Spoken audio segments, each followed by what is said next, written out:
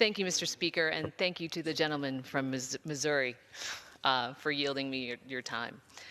I rise in support of House Resolution 79, which is my resolution expressing the sense of the House of Representatives that government shutdowns are detrimental to the nation and should not occur.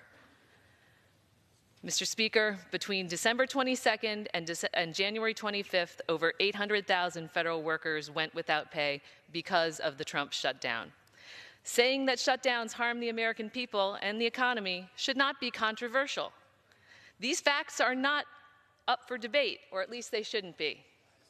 But yesterday, members of the Freedom Caucus basically tried to shut down the House of Representatives because they objected to a sentence in the resolution that said the president shut down the government to achieve a legislative end.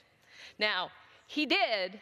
We all saw him say it on television, and we've seen it many, many times since then, but I'm a brand new legislator, and I am all about getting the yes and finding consensus. So the offending clause has been removed from this resolution and should not be a problem anymore. Now, for 35 days, our workers were forced to go without a paycheck. That's 2 pay periods that workers had to make difficult financial decisions for themselves and for their families. Essential services were halted, national parks were shuttered, and our national security was compromised during this time. TSA screeners and air traffic controllers were forced to work without pay. FBI offices had to delay indictments against violent criminals. The CBO estimated that the effect of the Trump shutdown to be $11 billion, with over a quarter of that amount permanently lost.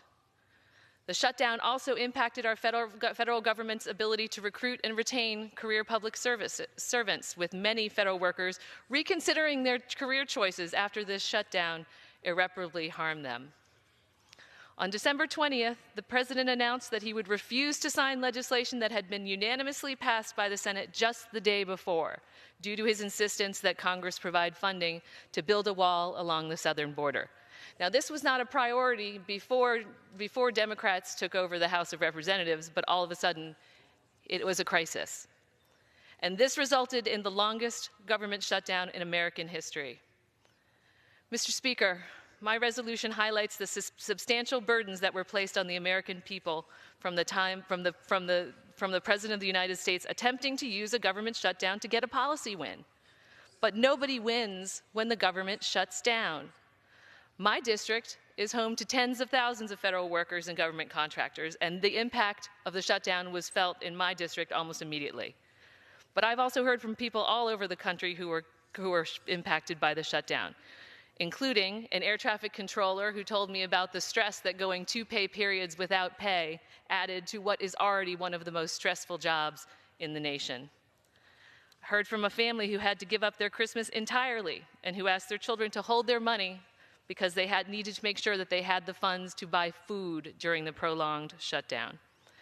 And I heard from the CEO of a small business in my district that relies on federal contracts with the federal government, who was worried about how he was going to continue to pay his workers when his workers weren't being, when his invoices from the federal government were not being paid.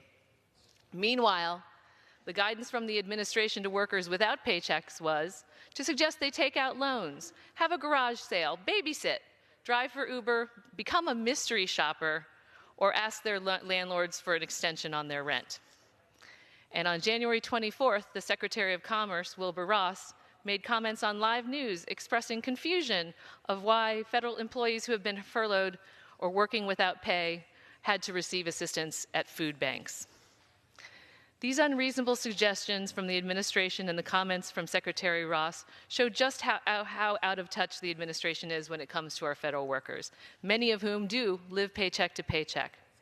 We have an opportunity to make it clear that shutting down the government of the United States is not an acceptable strategy to resolve policy differences.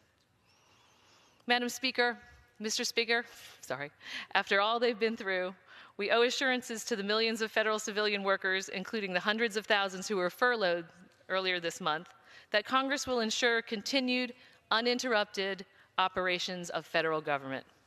I ask my colleagues to support this resolution. Thank you, and I yield back. The gentleman